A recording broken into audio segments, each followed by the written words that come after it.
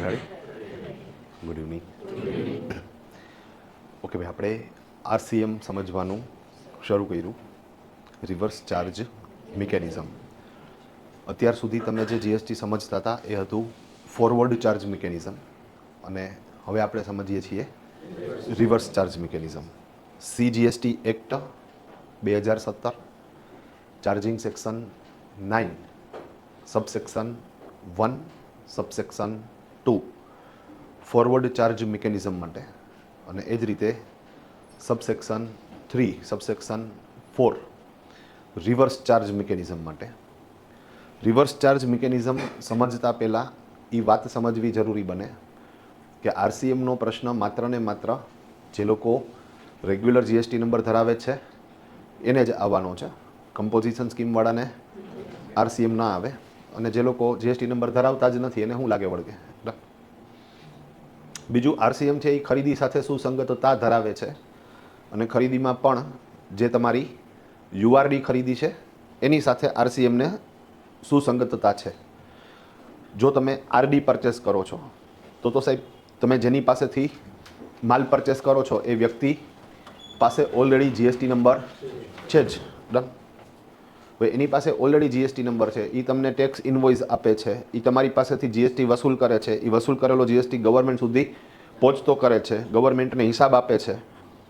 એ જે પોતાનું return file કરશે GSTR1 એના ઉપરથી આપણા GSTR2માં ઓટોમેટિક ઇનપુટ ટેક્સ ક્રેડિટ તરીકે એન્ટ્રી દેખાશે, અને આપણને ભરેલો ટેક્સ બાય ડિફોલ્ટ બાદ મળી જશે. મતલબ કે એક ઓટો સિસ્ટમ થઈ જાય છે. આપણે એ પરચેઝને ટાર્ગેટ કરવાની કોઈ જરૂરિયાત નથી. પણ જો તમે યુઆરડી પરચેસ કરો છો તો સામેવાળો છે એ અનરજિસ્ટર્ડ ડીલર છે. યુઆરડીનો મતલબ અનરજિસ્ટર્ડ ડીલર, મતલબ કે સામેવાળા વ્યક્તિ પાસે જીએસટી નંબર નથી, એ બિલ દેવા માટે સક્ષમ નથી, એ બિલમાં ટેક્સ એડ કરવા માટે સક્ષમ નથી, એ ટેક્સ આપણી પાસેથી કલેક્ટ કરીને ગવર્મેન્ટ સુધી પહોંચાડવા માટે સક્ષમ નથી, એ હિસાબ દેવા માટે કે રિટર્ન ફાઇલ કરવા માટે સક્ષમ નથી. તો સાહેબ એ જે કાંઈ કામ નથી કરી શકતો એ કામ હવે આપણે કરવું પડશે. તો માલનું વેચાણ કરતી વખતે બિલ બનાવવું એ તો આપણી જવાબદારી છે જ, પણ અહીંયા ઊંધું થશે કે ભાઈ માલ ખરીદ કરો છો ત્યારે જો યુઆરડી પાસેથી માલ પરચેસ કરો છો તો બિલ તમારે બનાવવું પડશે. તમારે જ એની અંદર જીએસટી આરસીએમના સ્વરૂપે એડ કરવો પડશે. તમારે જ એ આરસીએમની રકમ એટલે કે જીએસટીની રકમ ગવર્મેન્ટને આપવી પડશે. આ તમે જુઓ, જે વ્યક્તિ ખરીદ કરે છે એ જ દેવા જાય છે, એટલે આમ તમે જુઓ તો આ ડાયરેક્ટ ટેક્સ જેવું થઈ ગયું ને, છે એકચ્યુઅલી ઇનડાયરેક્ટ ટેક્સ. પણ અહીંયા જે ખરીદ કરે છે એ જ પોતે પાછો શું કરે છે સાહેબ, ટેક્સ દેવા જાય છે. એ જ વ્યક્તિ હિસાબ આપશે, એ જ વ્યક્તિ પાછો પોતે ખરીદીમાં ભરેલો ટેક્સ છે ઇનપુટ ટેક્સ ક્રેડિટ તરીકે બાદ લેશે. તો સાહેબ અહીંયા આપણું થોડું ક્લેરિકલ વર્ક વધી જાય છે.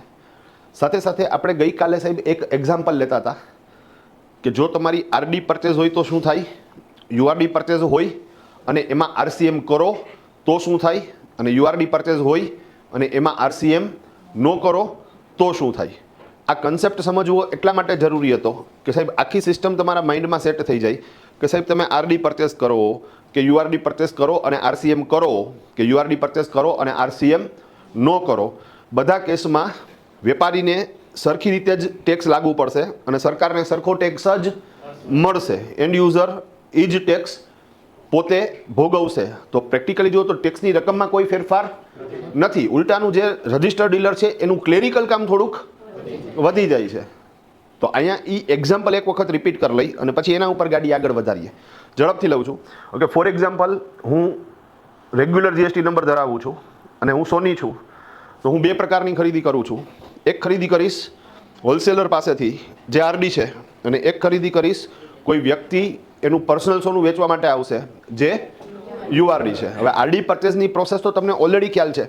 માની લો કે 10 લાખ રૂપિયાનો માલ મેં સાહેબ પાસેથી લીધો અને ગોલ્ડ ઉપર 3% જીએસટી લાગે છે, તો સાહેબે મને બિલ આપ્યું 10,30,000નું, ગોલ્ડ આપ્યું, બિલ આપ્યું, મેં સાહેબને આપ્યા 10,30,000, 10 લાખ એણે રાખ્યા અને 30,000 રૂપિયા એણે આપી દીધા સરકારને, અને એણે હિસાબ પણ આપી દીધો, અને એણે એની પોતાની બધી જ જવાબદારીઓ પૂર્ણ કરી અને પ્રોપર પૂર્ણ કરી એવું આપણે માની લઈએ. હાલો, હવે માલ મારી પાસે પહોંચી ગયો, તો મારી પાસે માલ આવી ગયો, તો હવે એમાં એ માલ મેં શોરૂમમાં ગોઠવો, પછી મેં બેનને એ બધો માલ 15 લાખ રૂપિયામાં વેચો.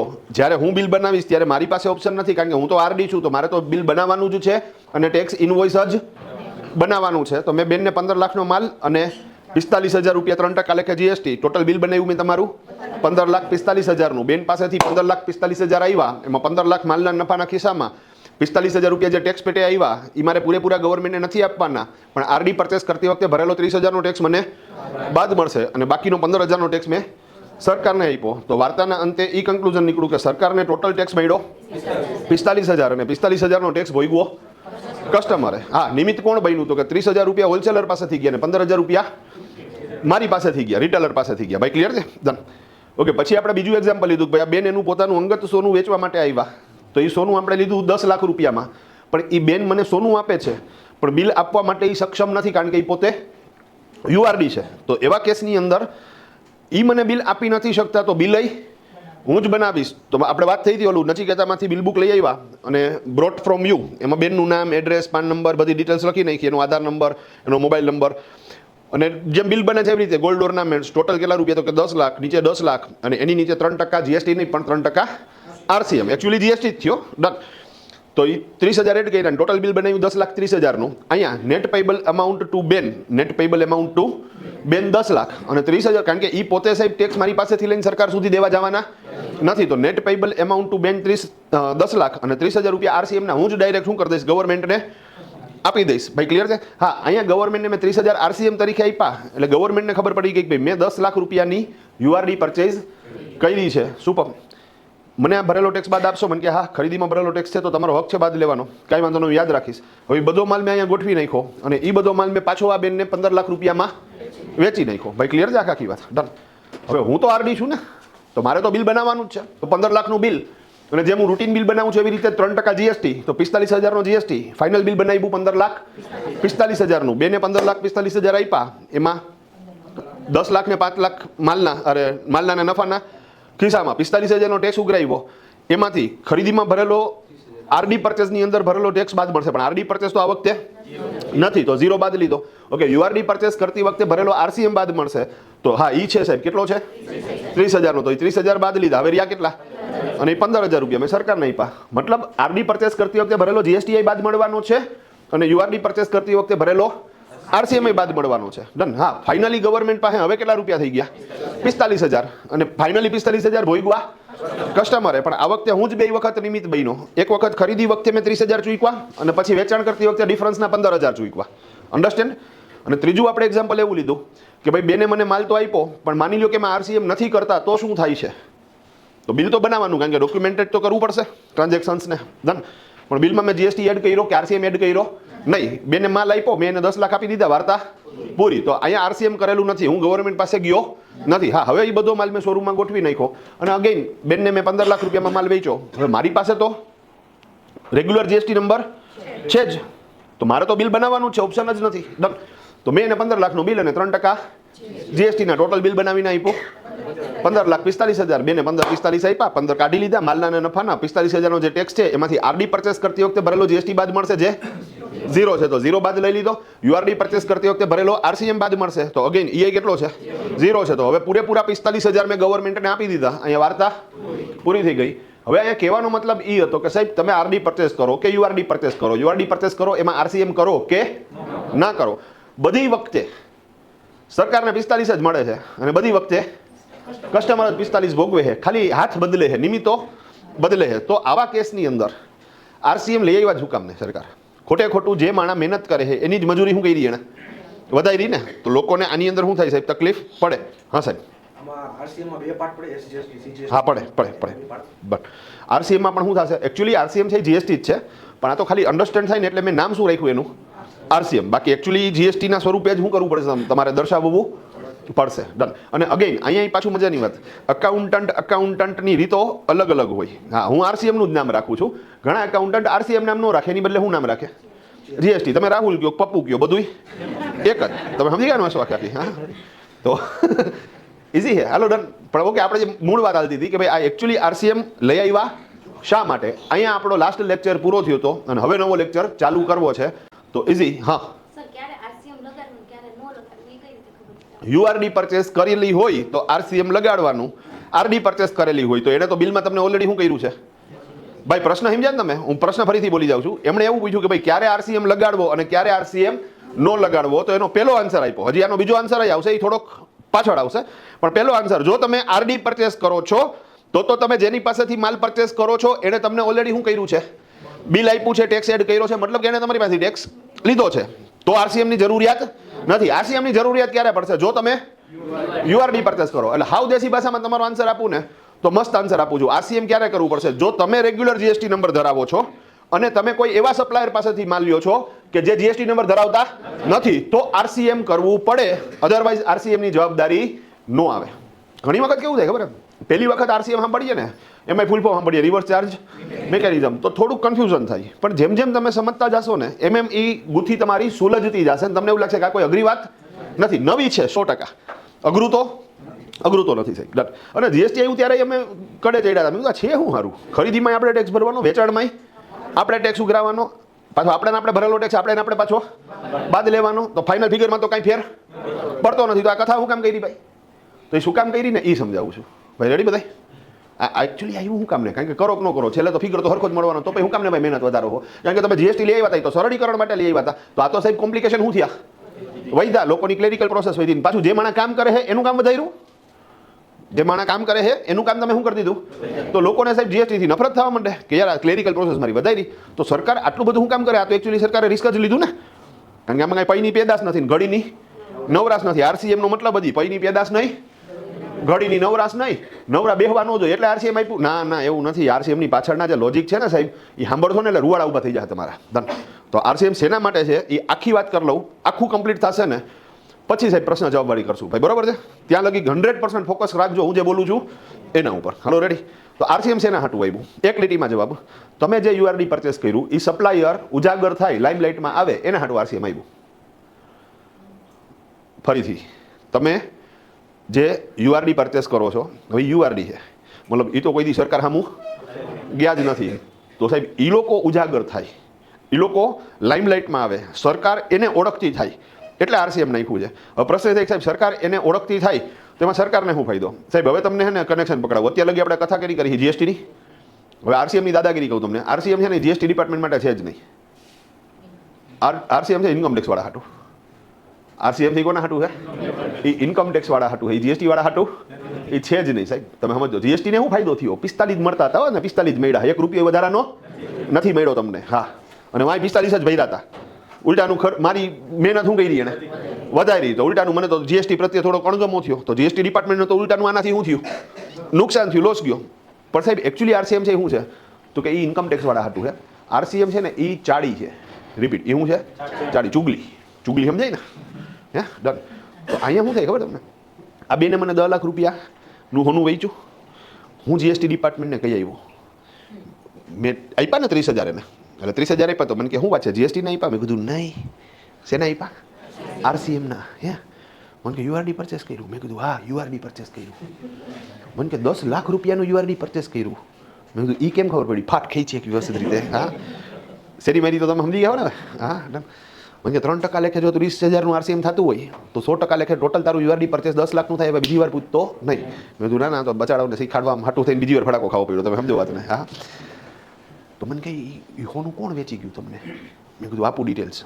હા, એટલે મેં ઓલા બેનનું શું કરી દીધું, નામ કહી દીધું. પ્રશ્ન બધાય પછી આખું પતી ગયા પછી રેડી. હા, મેં એ બેનનું શું કરી દીધું, નામ કહી દીધું. અને મેં એમ કીધું, મેં કીધું તમે હે ને એ તો યુઆરડી છે એટલે મતલબ કે આ લોકો તો એને ઓળખતા નથી, પણ મેં કીધું તમે હે ને તમારા ભાઈબંધને, કોણ ઇન્કમ ટેક્સ વાળો, એને ખાલી કહી દેજો કે ઓલા બેન 10 લાખ રૂપિયાનું હોનું ધર્મેશભાઈને વેચી ગયા છે, તો એ બેનને હે ને 2 પ્રશ્ન પૂછે. તમારે નથી પૂછવાનો, ઇન્કમ ટેક્સ વાળા પૂછશે, પણ તમે એને માહિતી શું કરી દેજો, આપી દેજો ને. ધન એને કહેજો એ બેનને 2 પ્રશ્ન પૂછે. કેટલા? 2. એક કે ધર્મેશભાઈએ જે 10 લાખ રૂપિયા આપ્યા ક્યાં નાખ્યા, અને બીજો સૌથી અગત્યનો પ્રશ્ન, તમારી પાસે 10 લાખનું હોનું આવ્યું ક્યાંથી, બેલેન્સ શીટમાં છે? જો છે તો વેલિડ છે, પણ જો એના બેલેન્સ શીટમાં 10 લાખનું હોનું નથી તો એના માટે અનડિસ્ક્લોઝડ ઇન્કમ કન્સિડર થાય. એના માટે અનડિસ્ક્લોઝડ ઇન્કમ કન્સિડર થાય, આપણી ભાષામાં બ્લેક મની. અને એવા કેસમાં તમને ઇન્કમ ટેક્સ વાળા નોટિસ મારશે કે આ 10 લાખનું હોનું આવ્યું ક્યાંથી, કાં જવાબ આપો, અને કાં અનડિસ્ક્લોઝડ ઇન્કમ તરીકે કન્સિડર કરશું, અને એના ઉપર 30% ટેક્સ અને 200% પેનલ્ટી લેવું. ભાઈ સમજી ગયા? તો એકચ્યુઅલી આરસીએમ કરીને આપણે શું કર્યું? પાપ કર્યું. આપણે પાપ કર્યું અને આપણે યુઆરડીની શું કરી દીધી? ચુગલી કરી દીધી, ચાડી કરી દીધી. હવે સાહેબ તમને હવે જે સ્ટોરી કહીશ ને એનું લેવલ તમે સમજો સાહેબ. ડન. સરકારે કેવો માસ્ટર સ્ટ્રોક માર્યો છે વ્યવસ્થિત રીતે. ડન. સાહેબ લોકોનો બ્લેક મની જે હોય ને એ 3 જગ્યાએ હોય. આ ક્યાંય ગૂગલમાં નહીં લખેલું હોય, એની બુક ન હોય, પણ નોર્મલી એક બિહેવિયર છે. તો બિહેવિયરમાં લોકોના બ્લેક મની કેવી રીતે હોય? 3. બીજું તમે માર્ક કરો ને સાહેબ, તો સાહેબ એક તમે પતંગિયું જુઓ તો પતંગિયાનો જન્મ સીધો પતંગિયા તરીકે નથી થતો. પહેલાં ઈંડાનું સ્વરૂપ હોય, પછી ઈંડામાંથી ઈયળ નીકળે અને ઈયળને પાખ આવે એટલે શું થઈ જાય? પતંગિયું થઈ જાય. તો સેમ વસ્તુ છે બ્લેક મનીમાં. બ્લેક મની બને કેવી રીતે? જેમાં પહેલાં ઈંડું, પછી ઈયળ ને પછી પતંગિયું. એવી જ રીતે બ્લેક મનીમાં બ્લેક મનીની શરૂઆત રોકડ તરીકે થાય. હંમેશા બ્લેક મની છે ને મોટા ભાગના કેસમાં એનો ઉદ્ભવ કેવી રીતે થશે? રોકડ સ્વરૂપે થશે. પછી સાહેબ એ ગોલ્ડમાં કન્વર્ટ થશે અને પછી રિયલ એસેટ્સમાં કન્વર્ટ થશે. તો સમજી ગયા? એક હામટું રિયલ એસેટ્સમાં ન થાય, કારણ કે હજી તમારી પાસે બ્લેક મની થોડુંક આવતું હોય ને. સમજી ગયા? કે એક હામટા 50 લાખ કરોડ રૂપિયા તો આવી નથી ગયા. એટલે નોર્મલી બ્લેક મની આવતો હોય ને તો એ પહેલાં શેમાં આવે? રોકડમાં. હવે બ્લેક મની છે એને બહાર કાઢી શકાય એમ નથી. એની એફડી નો મૂકી શકાય, એના શેર નો લઈ શકાય. કારણ કે જો તમે એને ચોપડે ચડાવો તો સાહેબ તમારે આ પાન કાર્ડ દેવું પડે, એની ટ્રાન્ઝેક્શન ચોપડે દેખાડવું પડે. તો પૂછે ને સરકાર કે આ રૂપિયા આવ્યા ક્યાંથી? તો બ્લેક મની હંમેશા શરૂઆત ક્યાંથી થશે? રોકડમાં. પછી ધીરે ધીરે રોકડ ઘરમાં રાખવી. એના કરતાં લોકો એવું માને કે એના કરતાં શું કરી લે? દાણો લઈ લે. દાણો એટલે સમજાય ને? ગોલ્ડ. પણ બ્લેકમાં ગોલ્ડ લ્યો ને એને અમે શું બોલીએ છીએ? દાણો. સિમ્પલ. અને પછી સાહેબ શું થાય? તો કે ભાઈ પછી સાહેબ એ લોકો 50-60 લાખ કરોડ ભેગા થઈ જાય ને એટલે પ્રોપર્ટી લે ને પ્રોપર્ટીમાં દસ્તાવેજ છે ને જે એ નીચો કરશે. માની લો કરોડની પ્રોપર્ટી લીધી 20 લાખનો દસ્તાવેજ કરે તો 80 લાખ રૂપિયા એના પાર્ક થઈ ગયા. હા, અહીંયા હું એ શબ્દ યુઝ કરીશ કે પાર્ક થઈ ગયા. વ્હાઇટ થઈ ગયા એમ નથી બોલતો, કારણ કે જ્યારે ભવિષ્યમાં એ વેચશે ત્યારે તો પાછા શું થશે? એ બ્લેક જ આવશે. ભાઈ સમજી ગયા? તો હવે એક એક્ઝામ્પલ લઉં એક બિઝનેસનું અને એના ઉપરથી આખી પ્રોસેસ તમને સમજાવવાનો પ્રયત્ન કરું. મારો એક મિત્ર છે સાહેબ, એ પોતે એમઆઈની અંદર સ્ટેટ હેડ છે. ડન. અને એના સસરા, એકચ્યુઅલી સ્ટોરી એના સસરાની છે. ડન. તો એના સસરા છે ને સાહેબ, એને કલરનું કામકાજ છે. એશિયન પેન્ટ જે કલર આવતો હોય ને એના જેવું એનું કામકાજ છે ટૂંકમાં. અને એનું જે બિઝનેસ મોડલ છે ને સાહેબ, એ B2B છે. મતલબ આ જેટલા બિલ્ડર હોય ને એ બિલ્ડર એની પાસેથી શું કરે? કલર લે. હવે બિલ્ડર છે ને સાહેબ, અહીંયા જોજો B2B હોવા છતાંય શું પ્રોબ્લેમ છે તમને કહું એના બિઝનેસનો. ઓલો બિલ્ડર જે કલર પરચેસ કરશે ને તો બિલ્ડર એમ કે મારે બિલ નથી જોતું. રિપીટ, મારે. કારણ કે બિલ્ડરે પોતે જે ફ્લેટ બનાવ્યો છે એ કંઈ પૂર્ણ કિંમતનો દસ્તાવેજ બનાવીને વેચવાનો નથી. તો એને કોસ્ટ કટિંગ ઓન પેપર કરવું પડશે ને. નહીંતર એવું બને કે પોતાનું ચોપડે કોસ્ટિંગ છે એ ઊંચું આવે અને એનાથી ઓછી રકમનો દસ્તાવેજ બને તો સરકાર એનું સન્માન કરે કે બાપુ આ તારે ભાઈનો 50 લાખમાં 40 લાખનો દસ્તાવેજ બનાવ્યો, એનો મતલબ કે 40 લાખમાં વેચો ને. તો 10 લાખની નુકસાની ખાઈને પોતાનું પેટ કાપીને કોણ ગામની સેવા કરે? ના, તને તો પદ્મભૂષણ દઉં કે. હા, ડન. તો આવું થાય. આવું ન થાય એટલે શું કરશે એ લોકો? તો કે પોતાનું કોસ્ટિંગ કેવું રાખશે? નીચું રાખશે. અહીંયા બિલ્ડર લોબી એવી છે કે જે ઊંધું કરે છે. નહીં તો નોર્મલી લોકો બિઝનેસની અંદર પોતાનો નફો વધારે થાય તો ઓછો ટેક્સ ભરવા માટે થઈને શું કરશે? કોસ્ટિંગ વધારશે. ખર્ચાઓ ઓન પેપર કેવા દેખાડશે? વધુ દેખાડશે. પણ આ લોકોને દસ્તાવેજ નાનો બનાવવો છે ને એટલે એ પોતાનું કોસ્ટિંગ કેવું દેખાડશે? ઓછું દેખાડશે. મતલબ કે એ બ્લેકમાં પરચેસ કરશે. તો હવે આ કાકાને કહે છે કે ભાઈ તમે મને કલર આપો, પણ એ કલર તમારે મને બિલ દેવાનું નહીં. કાકા કે ઓકે, હું જૂની વાત કરું છું, બરાબર. કાકાની ખરીદી એ બિલ વગરની થઈ. હવે એને વેચવું છે બિલ વગર તો એ લે કેવી રીતે? તો 10 લાખનો માલ લે મહિને. આપણે તમે સમજી શકો ને એટલે રાઉન્ડ ફિગર રાખી બધાય રેડી. તો એ દર મહિને કેટલો માલ લે? 10 લાખ. અને 12 લાખ મોલાને વેચી નાખે માની લ્યો. તો ખરીદી કરી જાય બિલ વગરની અને વેચાણ કર્યું એ બિલ વગરનું. અને માની લો કે સાહેબ એની ડિમાન્ડ સપ્લાય છે ને એ દર મહિને સરખી જ રહે છે. એટલે તમે તરત જ કેલ્ક્યુલેશન કરી શકશો. મારે તો મેઇન તમને આંકડાઓ સમજાવવા છે ભાઈ, સમજી ગયા? તમે જો નાના ગ્રોથ થાય ને એ બધી અત્યારે કથા નથી કરવી. હા, તો પહેલા મહિને 10 લાખની ખરીદી, 12 લાખનું વેચાણ, તો વૈદા કેટલા? 2 લાખ. તો 2 લાખ એના ખાનામાં જે આવ્યા એ કેવા આવ્યા? રોકડા. બ્લેકના આવ્યા ને? આ કે ચોપડે દેખાડી શકાય નહીં. આ બધું બ્લેક વાળું ચાલે છે. તમે સમજી ગયા? ઓકે. હવે બીજા મહિનાની ખરીદી પાછી 10 લાખની, એની ડિમાન્ડ સપ્લાય હરખી જેવું માની લઈ. પાછો એને માલ વેચો 12 લાખમાં, તો પાછા ખાનામાં કેટલા રૂપિયા આવ્યા? વધારાના 2 લાખ આવ્યા. ભાઈ સમજી ગયા? બાકીના 10 લાખ આવ્યા એમાંથી તો શું કરશે? પાછા માલ પરચેસ કરશે. તો એ દર મહિને શું કરી રાખે? આવો એને 3 વર્ષ લગી શું કર્યો સાહેબ? ધંધો કર્યો. તમે સમજી ગયા? હવે નિરાતે વિચારો સાહેબ, દર મહિને કેટલા વધે છે? 2 લાખ. ડન. 2 લાખ રૂપિયા વધે દર મહિને. હવે એનો ઘરનો ખર્ચો છે ને એ 50,000નો છે, તો એની વાહે નેટ કેટલા વધે? 1.5 લાખ. હવે 1.5 લાખ રૂપિયો નેટ ખાનામાં રોકડો વહી. તો તમે સમજો. પછી બીજો મહિનો થાય તો 3 થાય, ત્રીજો મહિનો થાય તો 4.5 થાય. તો કાકાએ શું ચાલુ કર્યું? એફડી મૂકી શકે? કારણ કે એફડી મૂકે તો પાન કાર્ડ દેવું પડે, ચોપડે દેખાડવું પડે કે આ રૂપિયા આવ્યા ક્યાંથી, જ્યારે બધું બિલ વગરનું કર્યું છે. તો એ છે ને એ જે તે ટાઈમે લગડી લેવાનું ચાલુ કર્યું, સોનું. હવે એ વખતે સાહેબ 50,000ની લગડી આવતી એવું માની લો તમે, ડન. તો એ લગડી છે ને પેલા મહિને 1.5 લાખ રૂપિયા વહી જાય તો કેટલી લગડી લઈ આવે? 3 લગડી લઈ આવે. એ રોકડને કન્વર્ટ શેમાં કરી નાખે? ગોલ્ડમાં. કારણ કે રોકડ તો પડ્યું વધવા નથી, પણ ગોલ્ડમાં આપણો અનુભવ એવો છે કે ભાઈ વધે છે. હાલો, પછી બીજા મહિને પાછી 3 લગડી લઈ આવે. માની લો કે સાહેબ લગડીનો ભાવ છે ને એ લાખ રૂપિયા થઈ ગયો, તો એવા કેસમાં શું કરશે? તો સાહેબ એ 1.5 ને 1.5 2 વખત ભેગા કરશે ને 3 લગડી 2 મહિને લે. પછી પાછો માની લો કે ભાવ થઈ ગયો 1.5 લાખ રૂપિયા, તો 1 લગડી લે. ભાવ થઈ ગયો 3 લાખ રૂપિયા, તો 2 મહિનાના ભેગા કરીને 1 લગડી લે. પણ એને શું કર્યું સાહેબ? તો કે એ 30 વર્ષથી એને લગડીયું જ ભેગી કરી. હવે તમે નિરાતે વિચારો સાહેબ, દર મહિને 1.5 લાખ, વર્ષે 15 12 18 એટલે 18 લાખ રૂપિયા. 18 લાખ એક વર્ષના, તો 30 વર્ષના કેટલા? તો કે 18 તેરી 54 એટલે 5 કરોડ 40 લાખ. તો 5 કરોડ 40 લાખની એને લગડીયું લીધી. અત્યારે તમે એની ઘરે જાઓ તો નોકરી શું છે? લગડીયું જ પડી છે. તમે સમજી ગયા છો આખી? ડન. હવે લગડીથી તમને સુખ ન મળે. તમે સમજો, તમે કહો મારી પાસે ખૂબ ધન છે, મને સુખ મળે? ના, ન મળે. સુખ કેનાથી મળી તમને કહું? ડન. હા, ધનનો ત્યાગ કરવાથી, ધનનો ત્યાગ કરવાથી તમને સુખ મળે. ધન અર્જિત કરવાથી સુખ ન મળે. જો સમજાણું હોય તો ધી બેસ્ટ, બરોબર ને? રેડી? હા, પણ એના હાટું થઈને પાછું ધન અર્જિત કરવું જરૂરી છે. હા, ડન.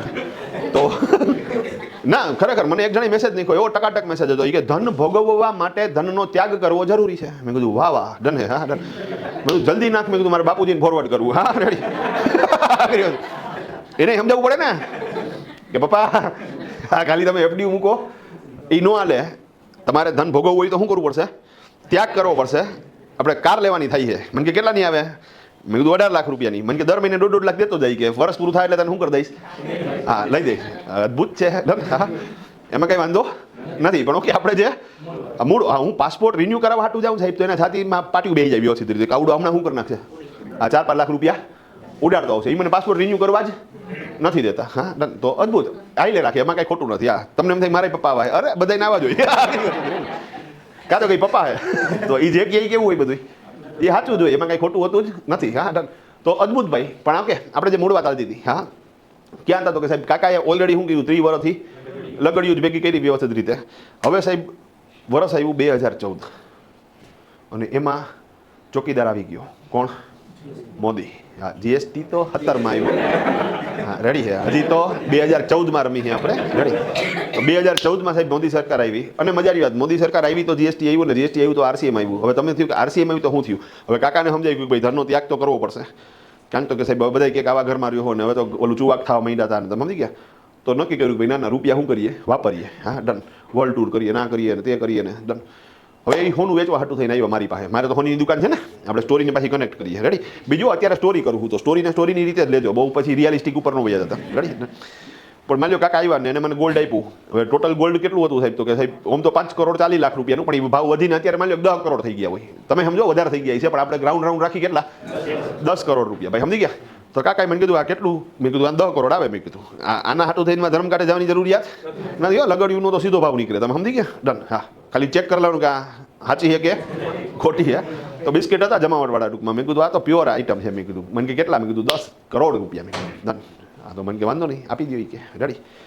આપી દો. મેં કીધું હા, આપણી આગળ હોય જ, તમે ચિંતા ના કરો. ડન. હા, તો મારે એને 10 કરોડ દેવાના. હવે બીજું, કાકો મને બિલ દેવા હાટું સક્ષમ છે નથી, તો મારે અહીંયા શું કરવું પડશે? બિલ મારે જ બનાવવું પડશે.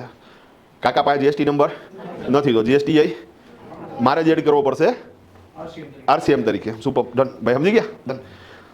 તો એ કામ તો મારે જેમ 10 લાખનું હોનું હોય, 10 કરોડનું હોનું હોય, પ્રોસિજર તો સેમ થાય ને. તો આપણે નથી કે બધી બિલ બુક લઈ આવ્યા હતા, તો એની અંદર brought from you, sold to you પર શું કરી દીધો? લીટો મારી દીધો. પછી બ્રોટ ફ્રોમ યુ કોણ? તો કે કાકો. હા, ડન. તો એનું નામ લખ્યું, એનો મોબાઈલ નંબર લખ્યો, એડ્રેસ લખ્યું, આધાર નંબર લખ્યો, પાન નંબર લખ્યો, પછી બાયરમાં અમારી ડિટેલ્સ બધી નાખી દીધી, પછી ઓર્નામેન્ટ્સની વિગત નાખી દીધી, લગડીઓની ટૂંકમાં. ડન. ટોટલ બિલ કેટલાનું બન્યું સાહેબ? 10 કરોડનું. હવે 10 કરોડ ઉપર 3% તો 30 લાખ રૂપિયા. તો 30 લાખ રૂપિયા આરસીએમ એડ કર્યું. એકચ્યુઅલી જીએસટી જ, પણ આરસીએમ તરીકે 1.5%. રેડી? ડન. અને ટોટલ 10 કરોડ 30 લાખ રૂપિયા. પછી નેટ પેયેબલ એમાઉન્ટ ટુ કાકા 10 કરોડ અને payable amount to GST department as RCM 30 lakh. કાકાને 10 કરોડ આપી દીધા, હોનું લઈ લીધું, બિલની એક કોપી આપી દીધી અને રવાના કર્યા. હવે હું ક્યાં ગયો? જીએસટી ડિપાર્ટમેન્ટમાં. જીએસટી ડિપાર્ટમેન્ટની અંદર ગયો ને, તો મેં મૂક્યા ટેબલ ઉપર 30 લાખ. મને કે શું વાત છે ધર્મેશભાઈ, 30 લાખ રૂપિયાનો જીએસટી ભરો હો? મેં કીધું હરખું જોવો, મેં કીધું આરસીએમ છે. હા, 30 લાખનો આરસીએમ. હા, એ ટેબલ ઉપર ઊભા થઈ ગયા. હા, ડને. મેં કીધું બાપુ ઉપર પંખો હાથ આવી જાય. હા, રેડી. તો હું સમજી શકું એક્સાઇટમેન્ટ થાય તમને. હા, મને કે 10 કરોડ રૂપિયાનું યુઆરડી પરચેસ કર્યું. હું નહીં પૂછું. રેડી હેડા. હા, અહીંયા પૂછવું એટલે તારા ત્રીજો ફડાકો આવે. ડન હેરડિયા. અને સાહેબુને માર પડે ને એ જોઈને જે વિદ્યાર્થીઓને મજા આવે સાહેબ, આને કહેવાય પિશાચી આનંદ. રેડી હસવા કાઢી. હા, રેડી. તો ઇઝી આપણને સમજાઈ ગયું. તમે સમજી ગયા ને ટૂંકમાં? તો એ સમજી ગયા. મને કે શું વાત છે, 10 કરોડ રૂપિયાનું યુઆરડી પરચેસ કર્યું? મેં કીધું હા, 10 કરોડ રૂપિયાનું યુઆરડી પરચેસ કર્યું. ડન. એણે તરત જ ઓલા ઇન્કમ ટેક્સ વાળાને ફોન કર્યો અને એ કે રૂબરૂ આવો. એ કે હા, રેડી. એટલે ડન રેડી. હા, રૂબરૂ આવ્યા ની ભેગો કાકાનું નામ ને એડ્રેસ. હજી તો કાકો પૂગે નહીં, પેલા તો અહીંયા ઇન્કમ ટેક્સ વાળાએ વરઘોડો કાઢ્યો હતો એનો વ્યવસ્થિત રીતે. હા, ડન. તમે સમજો ને વાતને?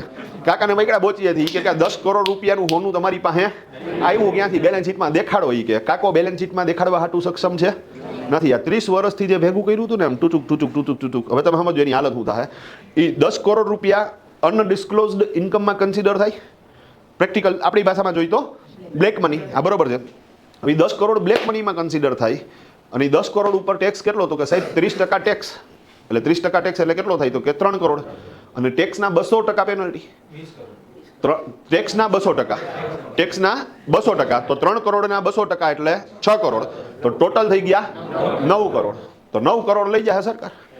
કાકામાં વધશે 1 કરોડ. 1 કરોડના મંજીરા લ્યો કાકાને કહી. અગ્રી સિસ્ટમ છે. રેડી. હા, આપણે ધનનો ત્યાગ કરવો છે તો કરોડનો કરો. રેડી. અને એ વકીલની ફીને એમાં વયા જાય. ચિંતા ન કરતા તમે. પણ કહેવાનો તાત્પર્ય શું છે સાહેબ? તો કે એક્ઝેક્ટલી સાહેબ આરસીએમ શું કામ છે ને એ કન્સેપ્ટ તમે સમજો છો કે સાહેબ આ યુઆરડીને શું કરવાના છે? આપણે ઉજાગર કરવાના છે. અને યુઆરડી ઉજાગર થાય એટલા માટે આરસીએમ છે. બાકી પ્રેક્ટિકલી આરસીએમને ઓમ જોવો તો કંઈ લેવા દેવા નથી. બીજું અગેન આ અમારા લોજિક છે એકચ્યુઅલી કે આ રીતે શું થવું જોઈએ. સરકાર વિચારતી હોવી જોઈએ. આવું ક્યાંય હું જે અત્યારે ડિસ્કસ કરું છું એવું ક્યાંય લખાણ નથી. હો, તમે સમજી ગયા વસ્તુ આખી? હા, એવું કે લખાણ નથી. પણ અમે એવું સમજીએ છીએ કે સરકારે આના માટે થઈને શું કર્યું છે સાહેબ? આરસીએમ લઈ આવ્યા છે. સિમ્પલ. બીજું સાહેબ આરસીએમનો જે કન્સેપ્ટ છે ને, અહીંયા તમે એક વસ્તુ સમજો. હજી એક એક્ઝામ્પલ આપું, 2-3 એક્ઝામ્પલ આપું. તમારા માઇન્ડમાં છે ને બધી વસ્તુઓ પ્રોપર સેટ થાય. ડન. ઓકે, માની લો કે આ સાહેબનું હું નામું લખું છું. તમે સમજી ગયા? ડન. તો એનું હું નામું લખું છું. મારી પાસે જીએસટી નંબર નથી. બરાબર. મારું ટર્નઓવર છે 20 લાખ કરતાં ઓછું છે. તો નામું લખ્યું. તો એમણે જે મારી પાસેથી સર્વિસ પરચેસ કરી એ આરડી કહેવાય કે યુઆરડી કહેવાય? યુઆરડી કહેવાય. કારણ કે મારી પાસે જીએસટી નંબર નથી તો હું થોડો એને ટેક્સ ઇનવોઇસ આપીશ. તો વર્ષ દિવસ પૂરું થયું ને એટલે મેં એને બિલ મોકલ્યું કે ભાઈ એકાઉન્ટિંગ ચાર્જિસના 1 લાખ રૂપિયા. કેટલા? 1 લાખ. અમારે નબળું બિલ બનતું જ નથી. હા, ડન. તો અકાઉન્ટિંગ ચાર્જિસના 1 લાખ. એની ફર્મનું નામ છે એબીસી એન્ટરપ્રાઇઝ. તો એબીસી એન્ટરપ્રાઇઝનું મેં બિલ આપ્યું 1 લાખનું. ઓકે, હું એને ટેક્સ ઇનવોઇસ આપીશ કે બિલ ઓફ સપ્લાય આપીશ? બિલ ઓફ સપ્લાય આપીશ. કારણ કે મારી પાસે કાંઈ જીએસટી નંબર તો છે નહીં. તો મેં તો 1 લાખનું બિલ આપી દીધું. ટેક્સ બેક્સ કાંઈ એડ કર્યો નથી. ડન. ભાઈને આપ્યું ને તો ભાઈએ મને ના પાડી. મને કે ના ધર્મેશભાઈ, મારે છે ને આ બિલ નથી જોતું. એ કે તમે મને ટેક્સ ઇનવોઇસ આપો. મેં કીધું સાહેબ મારી પાસે જીએસટી નંબર નથી અને ઓલરેડી મારું ટર્નઓવર 20 લાખ કરતાં ઓછું છે. બીજું, જો હું તમને ટેક્સ ઇનવોઇસ આપીશ તો તમને જ મોંઘું પડશે. કારણ કે હું 18% જીએસટી આમાં શું કરીશ? એડ કરીશ. તો તમને 1 લાખ પ્લસ 18,000, 1,18,000નું બિલ મળશે. તો 8 લાખનું મળે છે. મને કે તમે સમજતા નથી ધર્મેશભાઈ, એ 18,000 રૂપિયા મને તો ઓલરેડી શું થઈ જવાના છે? બાદ મળી જવાના છે. પણ તમે મને આપો કયું બિલ? Tax invoice. મેં કીધું સાહેબ હું ટેક્સ ઇનવોઇસ નહીં આપું, હું સક્ષમ નથી. ખાલી એના હાટું થઈને મારે શું કરવાનું સાહેબ? અહીંયા નંબર લેવાનો. મને કે કામ કરો નહીં, કેમ નહીં ગયો ટેક્સ ઇનવોઇસ? હું નહીં દઉં. મેં કીધું મને કે પાન કાર્ડ આપી દો. કે રિપીટ શું કરો? એ શું કામ માંગે મને નથી ખબર. તમે સમજી ગયા હો? તમે સમજી ગયા? ડન. હાલો રેડી. તો મેં એને શું કરી દીધું? પાન કાર્ડ આપી દીધું. પાન કાર્ડ આપી દીધો. મને કે આ તો વાંધો નહીં, લાવો હાલશે. એ કે આ બિલ. હવે એણે શું કર્યું સાહેબ ખબર તમને? એણે આરસીએમ કર્યું. એણે મારા નામની શું કરી દીધી? આ ચાડી કરી દીધી ટૂંકમાં. તમે સમજી ગયા? હવે આરસીએમની અંદર ઇન્કમ ટેક્સ વાળા શું કરશે ખબર તમને? ઓલું પાન કાર્ડ અપાણું છે ને, એટલે એ પોતે શું કરશે? પાન કાર્ડ તો કેની હારે કનેક્ટેડ છે? ઇન્કમ ટેક્સ હારે. તમે સમજી ગયા? તો એણે એક ડાયરીમાં મારા પાન કાર્ડ નંબરથી એક ખાતું ખોલ્યું, AGGPS 9272B. અને પછી ABC enterprise, total bill value 1 lakh, RCM 18,000. એ રીતે એણે શું કરી નાખ્યું? લખી નાખ્યું. અને નેચરલી આ ભાઈને 18,000 રૂપિયા આરસીએમના ભર્યા છે. તો એને શું થઈ જવાના છે? બાદ મળી જવાના છે. તો આપણે સમજી ગયા. મારે ટેન્શન અડવું થઈ ગયું. ભાઈ સમજી ગયા? મારે ટેન્શન અડવું થઈ ગયું. સિમ્પલ. તો ઇઝી. પછી આ ભાઈ એનું ફર્મ છે XYZ એન્ટરપ્રાઇઝ, તો એનું ઇનામું લખ્યું, બિલ આપ્યું, તો મને કે ભાઈ ટેક્સ ઇનવોઇસ આપો, આ તો નહીં હાલે. મેં કીધું ભાઈ હું ટેક્સ ઇનવોઇસ તો નહીં આપી શકું. તો મને કે તો ધર્મેશભાઈ કામ કરો, મને પાન કાર્ડ આપી દો. મેં કીધું હાલ, આ તો મજા આવી ગઈ. મેં કીધું પાન કાર્ડ આપી દીધું, કંઈ કરવાની જરૂરિયાત નથી. હા, તો મેં તો એને શું કરી દીધું, પાન કાર્ડ આપી દીધું. એ શું કરી એવા ચાડી કરી એવા. હવે એને ચાડી કરી તો પાન નંબર તો મારો ગયો ને. તો સરકાર ઓલું લખ્યું ને AGGPS 9272, તો ખટ કરતું મારું પણ ખુલી ગયું. મારા પન્નામાં એક એન્ટ્રી હતી ને, કેટલી હતી? એક હતી ABC વાળી, લાખવાળી. આ બીજી એન્ટ્રી શું થઈ એમાં એડ થઈ, તો હવે કેટલી થઈ ગઈ? 2. હાલો ડન. પછી આનું એકાઉન્ટ લખ્યું અબકો એન્ટરપ્રાઇઝનું, ડન. તો એણે મારી પાસે ટેક્સ ઇનવોઇસ માંગ્યું, મેનું આપ્યું, તો પાન કાર્ડ માંગ્યું. મેં કીધું હાલે, તો મજા આવી ગઈ, પાન કાર્ડ દીધે જ રાખો. હા ડન. તો એને પાન કાર્ડ આપ્યું. મને ખબર નહીં શું કરે છે પાન કાર્ડનું. હવે એણે શું કર્યું તમને ખબર છે? એણે શું કર્યું? ચાડી કરી દીધી. હા, તો વાં ઓલાએ શું કર્યું કે AGGPS 9272 એન્ટર માર્યું, તો મારું પનું ખુલ્યું. એમાં ઓલરેડી કેટલી એન્ટ્રી હતી? 2 હતી. હવે આ કેટલામી થઈ? 3જી થઈ. હા, પછી આમનું એકાઉન્ટ લખ્યું સાહેબ, ડન. તો હું તો નામું લખી જાઉં સાહેબ. હવે તો હું શું કરું? મને એ કહે કે ભાઈ ટેક્સ ઇનવોઇસ. મેં કીધું આ લ્યો પાન કાર્ડ. હા ડન. હવે પૂરું મેં કીધું ડન. હા, તમે એમ ન હતા, મને નથી સમજાતું કઈ. હે ડન. ખરેખર કઈ નથી સમજાતું, પણ મને આવી ગઈ મોજ. મેં કીધું પાન કાર્ડ દીધે જ રાખો બા. મેં થપ્પો જ રાખ્યો તો ભેગો. જે ટેક્સ ઇનવોઇસ માગે એને હું પકડાવાનું? પાન કાર્ડ જ પકડાવાનું. મેં કીધું હાલો કરો જમાવટ. મેં કીધું ડન. હવે એમાંથી શું ખબર છે? એટલે 20 લાખને ક્રોસ થઈ ગયું ને. રિપીટ 20 જણાના નામા લખ્યા મેં. કેટલાના? 20 ના. ડન. તો 20 માં આનું નામું લખાઈ ગયું ને સાહેબ. પછી સાહેબ ઇન્કમ ટેક્સ વાળાએ મને બોલાવ્યો. ઇન્કમ ટેક્સ એ નહીં, પણ GST ડિપાર્ટમેન્ટ. કારણ કે આ RCM તો બધું ક્યાં કરે છે? GSTમાં. તો GST ડિપાર્ટમેન્ટે મને બોલાવ્યો. મને કે આવો ને કે. મેં કીધું બોલો. મને કે હવે તમે મોટા થઈ ગયા કે, તો જરાક GST નંબર લઈ લ્યો કે. હા જરાક. મેં કીધું જરાક એટલે કેટલો? મેં કીધું લેવાનો પૂરો જોઈએ. હા, તો જરાક GST નંબર લઈ લ્યો. મેં કીધું ના રે ના. મેં કીધું હું GST નંબર માટે એલિજેબલ જ નથી. મેં કીધું તમે સમજતા નથી. મેં કીધું મારું ટર્નઓવર કાંઈ એટલું બધું નથી. મેં કીધું કંઈક 20 લાખ GST નંબર લેવાનો હોય. મેં કીધું અમે તો 2-3 લાખ રૂપિયાનું ટર્નઓવર કરી સાહેબ. મેં કીધું ડન. મને અહીંયા આવી કે ઓલું પનું ખોલ્યું ખટાક ખટાક. AGGPS 9272 enter. હા ડન. મને ક્યાં જોઈ કે એ કે તે ABC નું નામું લખ્યું, તે XYZ નું નામું લખ્યું, તે અબકોનું નામું કર્યું. હવે 20 જણાના નામમાં લખ્યા, લાખ રૂપિયાના બિલ બનાવ્યા, 18,000 રૂપિયા. એ લોકો RCM કરીને તારી ચાડી કરી ગયા વ્યવસ્થિત રીતે. ડન.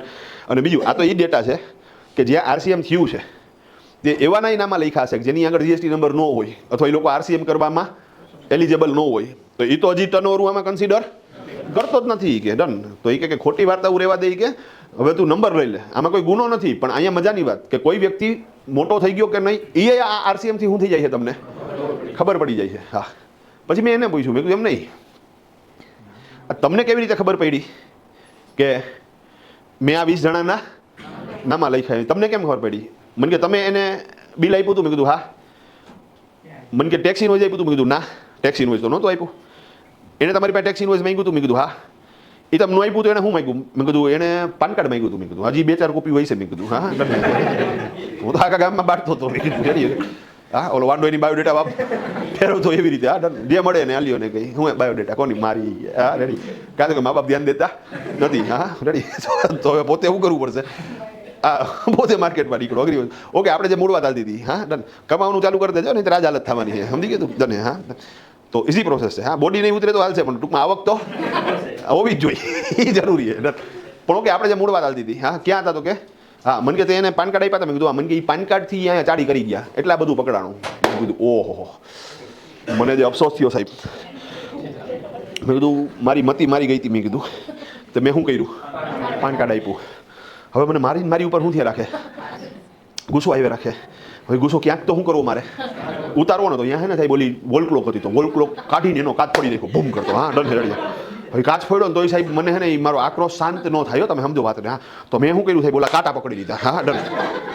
અને એ કાંટા પકડીને મેં એને આમ ઊંધા ફેરવવાના ચાલુ કર્યા. હા, અરે બાપુ, એ કાંટા ઊંધા ફેરવવાના ચાલુ કર્યા ને તો જાદુ થયું. સમય એ પાછળ ભાગવા માંડ્યો. મેં કીધું એ લે. હા, મેં કીધું આ તો ટાઈમ ટ્રાવેલ આવી ગયો આપણા હાથમાં. હા, તો મેં ખપા મેં ફેરવે જાઉં થાકતો નહીં ધમા. મેં કીધું હા હા. ક્યાં લગી ફેરવી નાખ્યા? તો કે સાહેબ એ ઓલો પેલો વેપારી આવ્યો ને ત્યાં લગી ફેરવી નાખ્યા. પછી મૂક્યું. હાઈશ. મેં કીધું ડન. હા, પછી આ ભાઈનું બિલ દેવા હાટું ગયો. મેં આપ્યું એને બિલ ઓફ સપ્લાય 1 લાખ રૂપિયાનું. મને કે ધર્મેશ મારે આ બિલ નથી જોતું, મારે ટેક્સ ઇનવોઇસ હોય છે. મેં કીધું નહીં, ટેક્સ ઇનવોઇસ નહીં આપું. મને કીધું એક કામ કર, તું પાન કાર્ડ આપી દે. મેં કીધું એ નહીં આપું. મેં કીધું હા. મને કે કામ? મેં કીધું મેં ફ્યુચર જોઈ લીધું. હા ખાલી ઓલો રોહિત જ ફ્યુચર જોવે એવું નથી. મેં કીધું હું ફ્યુચર જોઈ શકું. હા ડને અને કેવી રીતે જોઈ તો તમે સમજી ગયા ને મને. તો રંગારંગ ડન. હવે પૂછાને રોહિત કોણી બરોબર ને રેડી છે તો ઈઝી. તો મેં કીધું હું નહીં આપું. મેં કીધું ડન. અરે મને કે તારે દેવાનું. મેં કીધું મને ખબર તમે હું કામ માગવાના હો. હવે સાચી ખબર પડી. પહેલાં તો આપણે એમને બાંટતા જ હતા. તમે સમજી ગયા ને સ્ક્રીનશોટમાં. હા મેં તમને હું પાન કાર્ડ આપીશ એટલે તમે આરસીએમ કરશો ને મારા નામનું. મને કે હા. એટલે મારા નામની આ ચાડી કરશો ને. મને કે હા. મેં કીધું મને એ ખબર. મેં ફ્યુચર આખું જોઈ લીધું. મેં કીધું હું તમારા પછી આનું નામ લખીશ. પછી એ પાન કાર્ડ માંગશે. એ ચાડી કરી આવશે. આવી રીતે બધા શું કરશે મારી ચાડી કરશે. અને પછી 20 લાખનું ટર્નઓવર ક્રોસ થાય એટલે ઓલા લોકો મારો વરઘોડો કાઢશે. મેં કીધું હા. તો મેં કીધું હું ચાલુ જ નહીં કરું અહીંથી પાન કાર્ડ દેવાનું. ડન. મને પાન કાર્ડ તો દેવું જ પડે ને તમારે. મેં કીધું ગજબ ના હું તમારું નામ હું લખું અને તમે મારી જ ચાડી અહીંયા કરી આવશો. હે થોડીક તો લાજ શરમ હોય કે નહીં. મેં કીધું હા માણસાઈ જેવું કંઈક તો રાખો. મેં સંબંધ જેવું કંઈક તો રાખો. તમારું નામ હું લખું, તમારો પ્રોફિટ હું સેટ કરું, તમે મારી જ હું કરો અહીંયા ચાડી કરો. મેં કીધું મને કે તમે સમજતા નથી. કે જો હું કે મારી મજબૂરી છે ચાડી કરવી. એ મારી મજબૂરી છે. કે તમે સમજો વાત નહીં. કે મેં કીધું એવી રીતે શું મજબૂરી છે તમારી કે તમે મારી હારે સંબંધ નથી રાખતા અને તમે સંબંધ કોની હારે રાખો? સરકાર હારે, જીએસટી ડિપાર્ટમેન્ટ હારે રાખો છો. મેં કીધું એવી રીતે કઈ મજબૂરી તમારી? મેં કીધું હા ડન. મને કે છે મજબૂરી. મેં કીધું હા કયો? મેં કીધું વાત તો મેં કીધું હા મજબૂરી શું છે તમારી એવી કે તમે મારી શું કરો અહીંયા ચાડી કરો? મને કે જો હું આરસીએમ ન કરું, જો હું યુઆરડી પરચેસ કરું પણ એનું આરસીએમ ન કરું તો એ રકમ મને ખર્ચ તરીકે ઇન્કમ ટેક્સ વાળા બાદ ન આપે. ભાઈ સમજો. તો એ રકમ મને ખર્ચ તરીકે ઇન્કમ ટેક્સ વાળા બાદ ન આપે. મેં તો હા તો એ કે તો પછી જો ખર્ચ તરીકે રકમ બાદ ન મળે તો મારો નફો એટલો વધી જાય. મેં તો કે તો મારે એટલો વધારે શું કરવો પડે? ઇન્કમ ટેક્સ ભરવો પડે. તો એ કે કાં તો મને પાન કાર્ડ આપો તો મને એ રકમ હું આરસીએમ કરી દઉં ને ખર્ચ તરીકે રકમ શું થઈ જાય? બાદ મળી જાય. અધરવાઇઝ જો તમે પાન કાર્ડ ન આપો તો મને એ તમારે એ કે મેં તમને જે 1 લાખ રૂપિયા આપ્યા એ મારી પેઢીનો તો એકાઉન્ટ લખવાનો ખર્ચો થયો ને. તો એ તો ધંધાનો ખર્ચો થયો. પણ એ મને ખર્ચ તરીકે બાદ ન મળે તો મારો નફો કેવો દેખાય? વધારે દેખાય. મારે ઇન્કમ ટેક્સ ભરવો પડે. એ કે જો તમે મને એ ઇન્કમ ટેક્સ આપી દેતા હોય ને તો મારે પાન કાર્ડ નથી જોતું. એ કે મારે લોસ નો જવો જોઈએ ને. એ કે મારે જે વધારાનો ઇન્કમ ટેક્સ થાય એ તમારે શું કરવાનો? મને આપી દેવાનો. એ કે તો હું પાન કાર્ડ નહીં લઉં તમારી પાસે, આરસીએમ નહીં કરીએ આપણે. હા તો મેં કીધું કેટલો ઇન્કમ ટેક્સ થાય બોલો ને. મેં કીધું રેડી. હા મેં કીધું જો મારો અત્યારે નફો 20 લાખનો છે. મેં કીધું ઓકે. અને એ કે આપણે 30% સ્લેબમાં જાય છે એટલે 20 લાખ ઉપર 30% લેખે 6 લાખનો મારે ટેક્સ થાય છે. મેં કીધું ઓકે. મને કે જો આ 1 લાખ રૂપિયા એકાઉન્ટ રાઇટિંગ એક્સપેન્સ છે જે મને ખર્ચ તરીકે બાદ ન મળે તો મારો નફો 20 લાખની બદલે ઓન પેપર દેખાય 21 લાખ. તો એ કે 21 લાખ ઉપર મારે 30% લેખે 6,30,000નો ટેક્સ આવે. તો મારે ઇન્કમ ટેક્સ આવતો તો 6 લાખનો. જો ખર્ચ બાદ ન મળે તો મારે ઇન્કમ ટેક્સ ભરવો પડે 6,30,000. તો 30,000 રૂપિયા મારે વધારાનો ઇન્કમ ટેક્સ થાય એ આપી દે એટલે મારે પાન કાર્ડ નથી જોતું. એ કે મેં કીધું આવ્યો. મેં કીધું મને કે હું? મેં કીધું પાન કાર્ડ. હા રેડી. હા 30,000 થોડો દેવાય. કરો ચાડી. મેં કીધું હું આવું અહીંયા. હા રેડી. કે હા હું આજે લખે ને એ હું. મેં કીધું હા રેડી. ટૂંકમાં અહીંયા તમે ધારો તો કંઈ કરી શકતા નથી સાહેબ. અહીંયા શું કર્યું સાહેબ તો કે આનું નાક દબાવ્યું કે ભાઈ યુઆરડી પરચેસ કરો હો. ઘણી વખત એને થાય નાના બચાડાઓની ચાડી નથી કરવી. આ તો ન કરો ને તો એના ઉપર જે ટેક્સ થાય તમે ભોગવો. શું કરશો તો ના ના હું તો ચાડી જ કરીશ ભાઈ. હા આપણે ક્યાં અહીંયા દીકરા થાય છે તમે સમજી ગયા છો આખી. તો શું કરો? ચાડી કરો. પણ સાહેબ એવી સિસ્ટમ સેટ કરી છે કે એમાં તમે હલી શકતા નથી. સિમ્પલ. બીજું સાહેબ અહીંયા હવે આનો ત્રીજો જો એક જ વસ્તુ હું તમને અલગ અલગ એંગલથી દેખાડું છું. હવે એક નવું એક્ઝામ્પલ આપું છું. એ સમજવાનો પ્રયત્ન કરજો. ડન સાહેબ. એક પેઢી કે એજન્સી. ડન. એક ફોર્મ છે કે એજન્સી અને એ લોકો એફએમસીજી લાઇનની બધી એજન્સી લઈને બેઠા છે. હું અહીંયા નામું લખતો અને મારી પહેલી જોબ આપણે ગમે એ કામ ક્યારેક તો શરૂ કર્યું હોય ટૂંકમાં તો એ મારી પહેલી નોકરી હતી સાહેબ. ડન. અને અફલાતુન ફોર્મ ટૂંકમાં મતલબ કે જેટલું હોય ને એકાઉન્ટિંગમાં એ બધું શું થાય આવે. મતલબ કે અમારું એક ટ્રેનિંગ સેશન જ હતું ટૂંકમાં. હા અને તમારે ઘડિયાળ મૂકીને જવાનું ઘરે. ટૂંકમાં તમારે રાતના 2 વાગે 3 વાગે 4 વાગે 5 વાગે ઘરે ખાલી હુવા જવાનું. ઉઠીને પાછું શું કરવાનું? ઓફિસે વયું જવાનું. બધી ફોર્મ ઓડિટેબલ. હા હવે સાહેબ યા અમારે 10 કંપનીની એજન્સી અને એક કંપનીના 4 સેલ્સમેન. સવારના 9:30 વાગે પંચિંગ ટાઈમ હોય એટલે એ સેલ્સમેનો બધા આવી જાય એનો ઓલો બગલ થેલો લઈને. એમાં એની ઓર્ડર બુક હોય અને એ ટાઈમ તો એવો હતો કે ત્યારે ઓલું પામ ટોપ કે મોબાઈલ કે લેપટોપ કે એવું કાંઈ નહોતું. તો ઓર્ડર જે લખાતો ને સાહેબ એ બધો મેન્યુઅલ બુકમાં લખાય. તો બધા આવે અને બગલ થેલોમાં ઓલી ઓર્ડર બુક હોય, બોલપેન હોય, કેલ્ક્યુલેટર હોય અને એ લોકો આવીને બધા એની ઓલી બેગ લઈ લે. પછી તરત જ એનું પંચિંગ થઈ જાય ટૂંકમાં એની હાજરી લેવાઈ જાય. એટલે અમારી બાજુમાં એક ભરૂડ ચાવાળો એની ચા મંગાવીએ એટલે સીધી 40 ચા આવે બધા ચા, અને ચા તમે જો ભરૂડ બનાવે સાહેબ ટકા ટક રેડી. હા, હવે એ ચા પીને બધા નીકળે ને એટલે 5 વાગ્યા લગી મસ્ત કામ કરે. પછી 5 વાગે પાછા થાકી નહીં હોય એટલે ત્યારે પાછી શું કરીએ અમે, ચા મંગાવે. એટલે બીજી 40 ચા આવી. અને આખા દિવસ દરમિયાન એડમિન ઓફિસમાં કોઈ ગેસ્ટ આવ્યો એમાં 20 ચા બીજી જાય. મતલબ કે ખાલી અમારી એક જ દુકાને ભરૂડની કેટલી ચા આવે, 100 ચા આવે. હા, તમે સમજ્યા. અને બીજું ટકાટક બનાવે. એ બીજાની કોઈની પીને તો અમને મેળ જ ન આવે. હા, હવે એક એજન્સીમાં એ કેટલી ચા વેચે છે, 100 ચા રોજની. તમે વિચારો તો ખરી, રોજની 100 ચા. એટલે પ્રેક્ટિકલી તમે જુઓ તો સાહેબ 10 રૂપિયાની તમે ચા ગણો ને તો એ રોજની 1000 રૂપિયાની ચા થાય. મહિને 30,000 રૂપિયાની ચા થાય. ને વર્ષે 12 36 3,60,000ની ચા થાય. તો 3,60,000 રૂપિયા તો ખાલી અમે દઈ ભરૂડને વર્ષે. અને મારું ટર્નઓવર મોટું, 18-20 કરોડનું ટર્નઓવર. તમે સમજી ગયા, એવડો ટ્રાફિક ટૂંકમાં. અને થાય નેચરલી ખર્ચો, તમે જસ્ટિફાઈ કરી શકો આ ખર્ચાને. સિમ્પલ. જેમ અમારી એક ફર્મ છે એવી જ રીતે અમારી એ લાઇનમાં અમારું આ જગ્યા કહું ને મોટી ટાંકી ચોકમાં. અને ઘણા લોકોને ખ્યાલ હશે કે મોટી ટાંકી ચોક છે ને સાહેબ, ત્યાં એજન્સીવાળા જ છે, FMCG વાળા અને ફાર્માસ્યુટિકલ વાળા. પણ મોટાભાગના એજન્સી લાઇનવાળા રાજકોટમાં ક્યાં બેઠા છે? તો અમારી એક જ લાઇનની અંદર છે ને, તમે જુઓ ને તો અમે 20 જણા હી ટૂંકમાં એજન્સી લાઇનવાળા. અને 20 જગ્યાએ પાછી વાળા ભરૂડની ચા જાય. હવે એક જગ્યાએથી 3,60,000 રૂપિયા વર્ષના, તો ગુણ્યા 20 કરી નાખો તમે, તો 36 દુ 72. એટલે 72 લાખ રૂપિયા. રિપીટ, કેટલા? 72 લાખ રૂપિયા એ ભરવાડની આવક થઈ. તમે સમજી ગયા. હવે આ ભરવાડ કોઈ દી ઉજાગર થયો, મતલબ લાઇમલાઇટમાં આવ્યો, એને કોઈ દી ઇન્કમ ટેક્સ ભર્યો, પાન કાર્ડ કઢાવ્યું, ટેક્સ બેક્સ ભર્યો, કાંઈ કરે જ નહીં. તમે સમજો વાતને. સીધા ઓલા હોનાના કડા લઈ લઈને પહેરી દે, વાર્તા પૂરી થઈ ગઈ. હા, ડન. હવે સાહેબ એની આવક કોઈ દિવસ નજરે ચડી જ નથી. હવે આ RCMના હિસાબે ચડશે. કેવી રીતે તમે એક્સપ્લેન કરું હું? ડન. હવે સાહેબ અમારો પેઢીનો ખર્ચો મહિને કેટલો હતો? એ વર્ષે, હાલો આપણે વર્ષ જ ગણી દો. તો પેઢીનો ખર્ચો વર્ષે કેટલો થતો હતો? 3,60,000. એ અમારો તો T copy expense, business expense જ થયો ને. આ કાંઈ અમારો ઘરનો અંગત ખર્ચો તો છે નહીં. તો અમને એ રકમ ખર્ચ તરીકે બાદ મળે અને મળતી જ. પણ GST આવ્યા પછી હું ખેલથી આવી, તમે સમજો. હવે સાહેબ અમે જે ચાવાળાને પૈસા ચૂકવીએ છીએ, મતલબ કે એની પાસેથી અમે ચા લઈ છીએ, તો એ અમારી RD પરચેસ કહેવાય કે URD પરચેસ કહેવાય? URD પરચેસ કહેવાય. તો આવા કેસની અંદર મારે કાં તો એ ભરૂડને કહેવું પડશે કે ભાઈ તું મને શું કર, ટેક્સ ઇન્વોઇસ દે, જે પ્રેક્ટિકલી નથી જ દેવાનો, એ આપણને ખબર છે. તો મારે એનું RCM કરવું પડશે ને.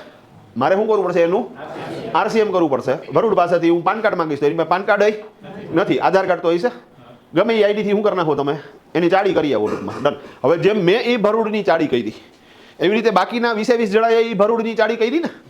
તો ઇન્કમ ટેક્સને પહેલી વખત ખબર પડી કે એ લે, આ ભરૂડ 72 લાખ રૂપિયા કમાઈ છે. તમે સમજો વાતને. તો જે વ્યક્તિની આવક કોઈ દિવસ ચોપડે દેખાતી જ નહોતી, એવાય લોકો આ URDમાં આવી ગયા, RCMમાં આવી ગયા. એના હિસાબે શું થયું સાહેબ? એને કન્સિડર થશે, કરવા પડશે, ચાડીઓ થઈ જશે, કોઈ ચિંતા નથી. પણ આ ગેમ સમજાણી તમને આખી. બીજી મજાની વસ્તુ સાહેબ. ડન. અહીંયા મારે એની પાસેથી શું કરવું પડશે સાહેબ?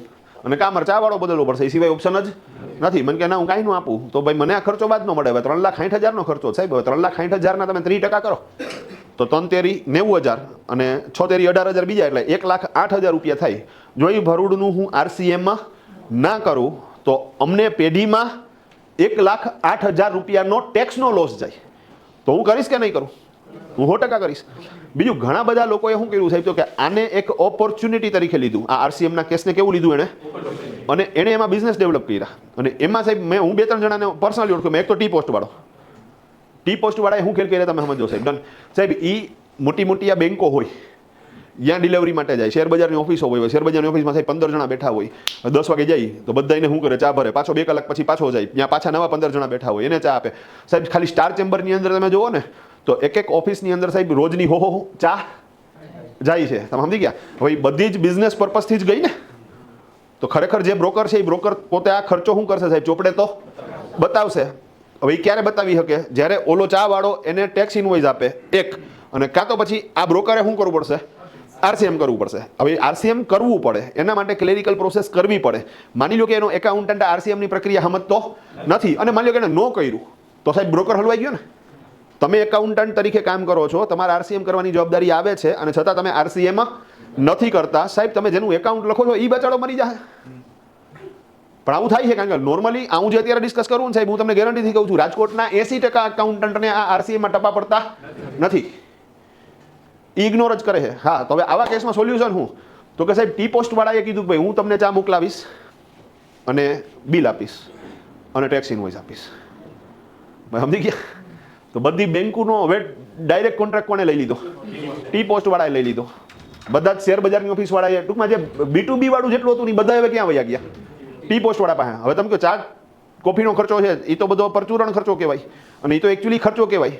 પણ સાહેબ તમે સમજો છો કે જીએસટીની અંદર ખાલી માલની અંદર ભરેલો ટેક્સ જ બાદ નથી મળતો તમને, ધંધાનો ખર્ચો છે એની અંદર ભરેલો જીએસટી બાદ મળે છે, પણ બશર્તે તમારે એ ટેક્સ ઇન્વોઇસ હોવું જોઈએ અને જો ટેક્સ ઇન્વોઇસ નથી તો તમારે એનું RCM કરવું પડશે.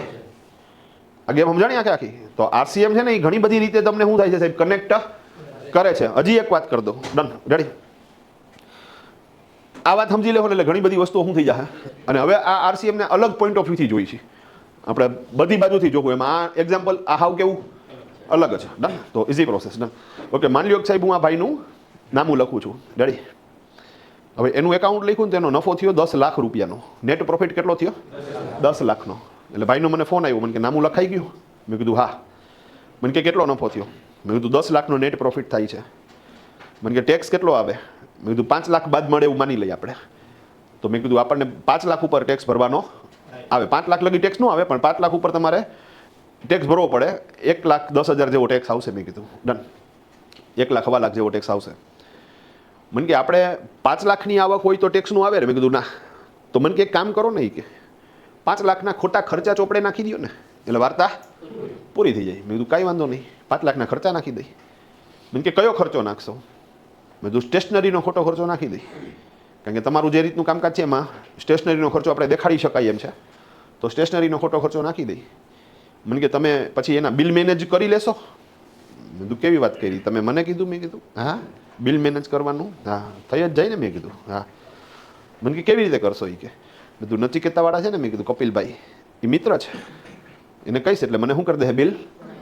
મને કે એમ ને એ આપશે ને? એ કે ના તો નહીં પાડે ને. એ કે ગજબ નાની વાત કરી તમે. મેં કીધું હા, બિલ મેનેજ ન થાય મારાથી. મેં કીધું હા રેડી, આપણો રોલો નથી જોયો તમે? મેં કીધું હે એક કામ કરો, મેં કીધું હાલો મારી ભેગા. મેં કીધું તમને દેખાડો આપણો રોલો. મેં કીધું હા ડન. બુલેટમાં લઈ ગયો એને નથી કહેતા. હા, હજી બહાર પાર્ક કરતા હતા ત્યાં જ કપિલભાઈ અંદર છે. ઓર ધર્મેશભાઈ આવો આવો કે જોયું? મેં કીધું રેડી છે, ઇઝી છે. હા, અંદર ગયા તો મને કે શું લેશો? એ કે આ ભાઈ કે ચા ચા ખમો તો ખરી. મેં ઓપ્શન તો સાંભળો. મેં કીધું રેડી છે. કે સંતુષ્ટિનો શેક મંગાવું કે ગંગા જમનાનો જ્યુસ મંગાવું?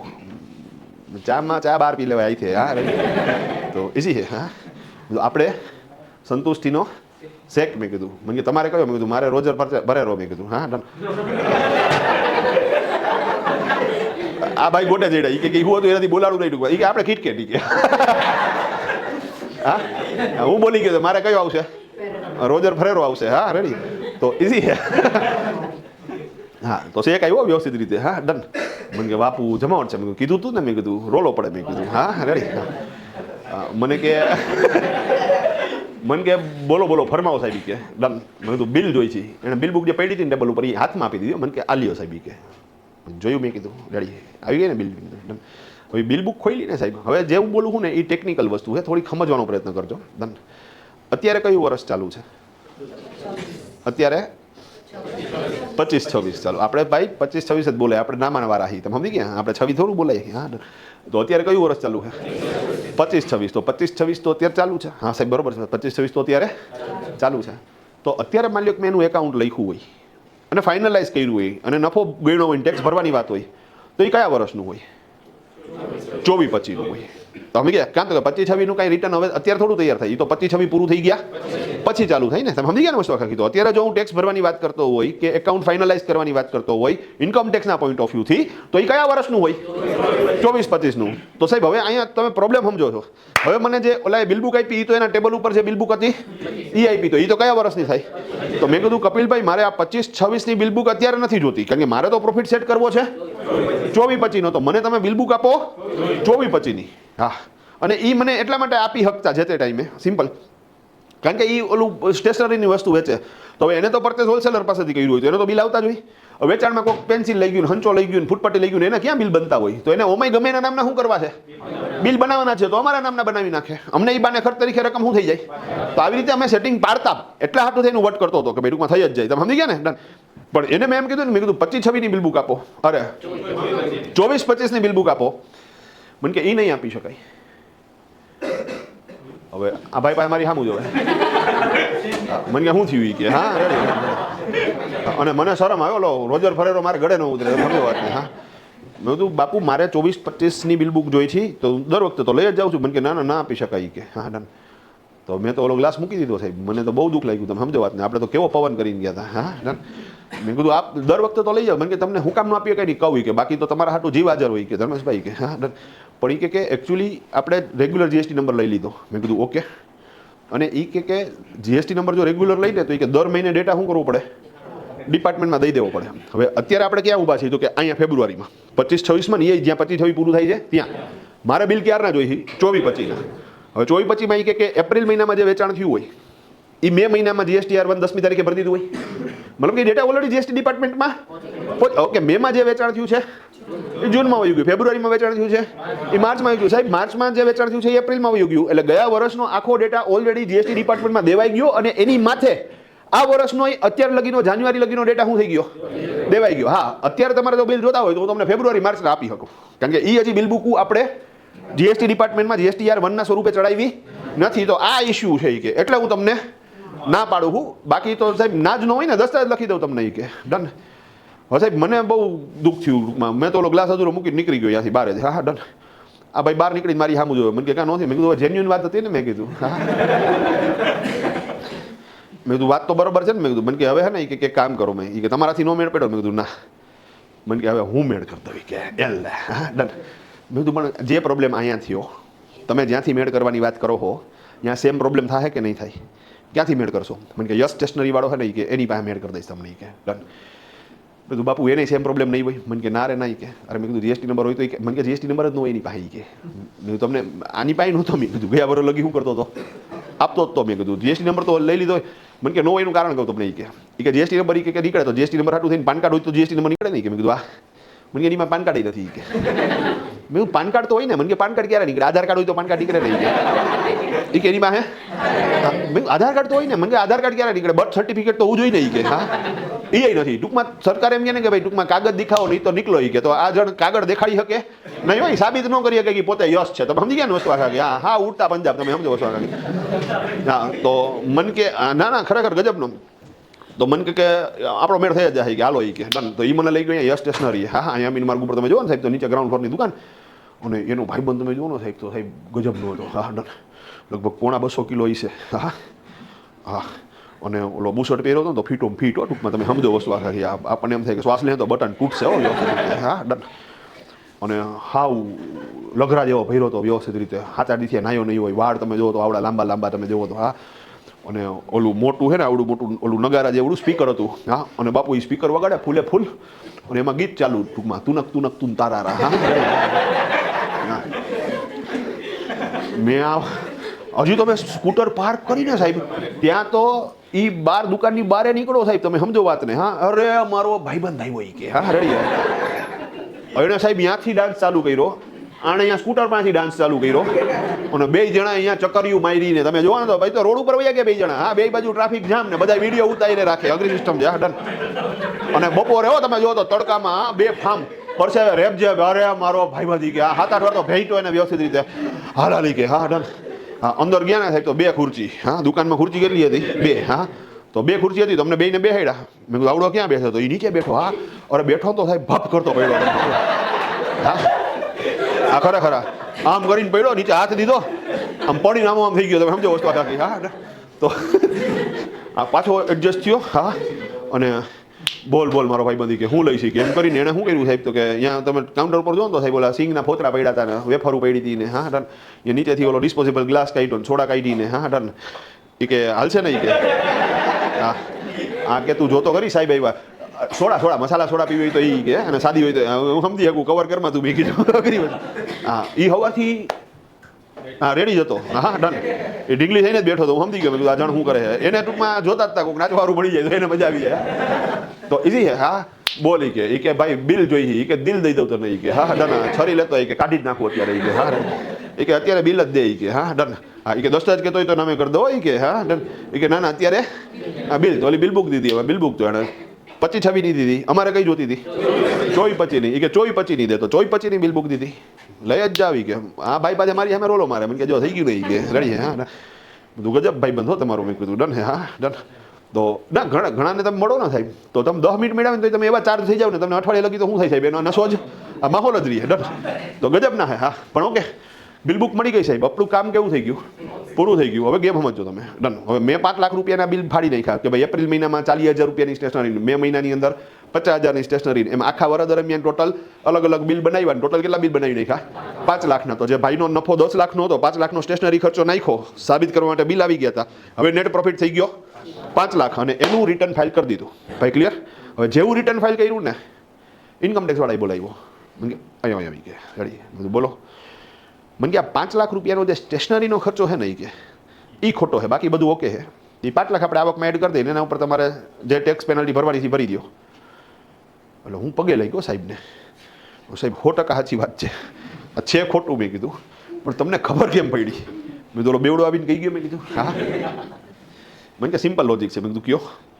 મને કે તમારી આ જે સ્ટેશનરીની ખરીદી છે એ આરડી છે કે યુઆરડી છે યુઆરડી છે ડન હવે જો યુઆરડી ખરીદી છે અને તમે એમ કહો છો કે એપ્રિલ મહિનામાં સ્ટેશનરી લીધી હવે તમે નિરાતે વિચારજો એકચ્યુઅલી બિલ ક્યારે બનાવ્યા છે આપણે અહીંયા ફેબ્રુઆરીમાં પણ તારીખો કઈ રાખી છે તમે જૂની તો તમે એમ કહો છો કે એપ્રિલ મહિનામાં તમે સ્ટેશનરી લીધી યુઆરડી તો તમારે મે મહિનામાં એનું આરસીએમ કરી દેવું જોઈએ ને ગેમ સમજાણી જો તમે મે મહિનામાં ખરીદી કરી તો જૂન મહિનામાં આરસીએમ કરી દેવું જોઈએ ને આખા વર્ષમાં ક્યાંય આપણે આરસીએમ કર્યું છે નથી કર્યું તો એનો મતલબ એમ કે અમે સમજી જાય કે આ ખોટો જ ખર્ચો છે તો વિચારો તો કરી સાહેબ જો તમે યુઆરડી એક્સપેન્સ દેખાડો અને જો એમાં આરસીએમ નહીં કર્યું હોય તો સરકાર સ્પષ્ટપણે સમજી જાય કે આ ખર્ચો કેવો નાખ્યો તમે ખોટો નાખ્યો છે તો સાહેબ ઇન્કમ ટેક્સ ડિપાર્ટમેન્ટવાળાએ એક ગેમ પ્લાન કર્યો ને ટૂંકમાં તમે સમજો હું તમને એટલે સમજાવું કે સાહેબ આરસીએમ છે ને એ તમે દર વખતે કેલ્ક્યુલેટ કરો તો ખાલી જીએસટી ડિપાર્ટમેન્ટ હારે કનેક્ટેડ નથી હા એ બધી જ વસ્તુ કેની હારે કનેક્ટ થાય છે ઇન્કમ ટેક્સ વાળા હારે કનેક્ટ થાય છે તો આરસીએમ શું છે એ તમે સમજી ગયા છો પ્રેક્ટિકલી હા આરસીએમની અંદર કઈ રકમ અમુક રકમ આરસીએમમાં ફ્રી છે મતલબ કે દરરોજ રિપીટ કરું છું દરરોજ 5,000 રૂપિયા સુધીનું તમે યુઆરડી પરચેસ કરો ને તો આરસીએમની જરૂરિયાત નથી પાછું એમાં પણ અપવાદરૂપ કિસ્સાઓ છે જેમ કે ટ્રાન્સપોર્ટેશનની અંદર સાહેબ આવી કોઈ લિમિટ નથી ત્યાં તમારે વેરી ફર્સ્ટ ટ્રાન્ઝેક્શન્સથી શું કરવું પડશે આરસીએમ કરવું પડશે તો અહીંયા પ્રશ્ન એ થાય સાહેબ એ નિયમો શું છે અત્યારે હું એ નિયમો નથી લેવાનો એ નિયમો દર્શન સર લેશે જ્યારે આરસીએમ અંદર સમજાવશે ત્યારે અત્યારે માત્ર ને માત્ર મારો એક જ ઉદ્દેશ્ય હતો કે આરસીએમ શું છે એ સમજો અને અલગ અલગ ઉદાહરણોથી સમજો મેં જેટલું હતું એ બધું કહી દીધું છે કારણ કે સાહેબ મને ખબર છે કે તમે એક જ વખત સમજવાના છો તો પ્રોપરલી શું કરો આખી વાતને સમજી લ્યો ડન એક નાની એવી તમારી મિસ્ટેક સાહેબ તમે જેનું નામ લખો છો એને તકલીફમાં મૂકી શકે એ લોકોને ટેક્સ પેનલ્ટી આવે અને છાપ આપણી ખરાબ થાય એઝ અ એકાઉન્ટન્ટ તો આ ભૂલ ન થાય એના માટે આ જરૂરી છે અમારે સાહેબ હમણાં એક વખત એવું થયું કે અમારા છોકરાઓ છે ને એ સીએ અહીંયા ગયા અને અહીંયા જોબ ઉપર જ લાગ્યા હવે સીએ કીધું ને આરસીએમ તો કે આ મને ફાવે છે કરી દે એટલે ઓલા એનું શું કરી દીધું સેટિંગ કરી દીધું સીએ એનો આખો સ્ટાફ બોલાવ્યો અહીંયા એ કે આ 5-5 વર્ષથી અહીંયા હે એ કે આ કોઈને આરસીએમમાં ટપ્પા પડતા નથી કે તો કે એના હાટું એને સૂચકમાં મોકલો એ કે આ હું રિયલ વાત કરું તમને એ વ્યક્તિને મેળવીશ ટૂંકમાં એ કે સાહેબ ત્યાં તો સ્ટાફમાં એ કે રોલો પડી ગયો આપણો એ કે હા કાં તો કે અહીંયા આરસીએમથી બધા ભાગે છે અમારે છે ને 2-3 ટોપિક એવા છે સાહેબ એક છે ને ટીડીએસનો ટોપિક એવો છે કે જે નોર્મલી લોકો શું કરે છે એનાથી ભાગે છે તમે સમજી ગયા ટીડીએસ અને ટીસીએસ આ 2 ટોપિક એવા જેમાં લોકો ભાગે એક આરસીએમનો ટોપિક એવો છે જેમાં લોકો ભાગે અને એક છે ને સાહેબ short term capital gain tax અને long term capital gain tax એ એક એવો ટોપિક છે જેનાથી લોકો ભાગે છે તમે સમજી ગયા વસ્તુ એકચ્યુઅલી આ કોઈ અઘરી વસ્તુઓ નથી જો પ્રોપર વે ઉપર સમજો તો આરામથી સમજાઈ જાય બીજું એ સમજો તો તમને બેનિફિટ છે હું તો કે સાહેબ તમારું વેલ્યુએશન કેવું થઈ જશે ઊંચું આવી જશે સિમ્પલ તો આરસીએમનો ખાલી કન્સેપ્ટ સમજાવ્યો છે અગેઇન પ્રશ્ન કાલે લેવું અત્યારે અટકાવીએ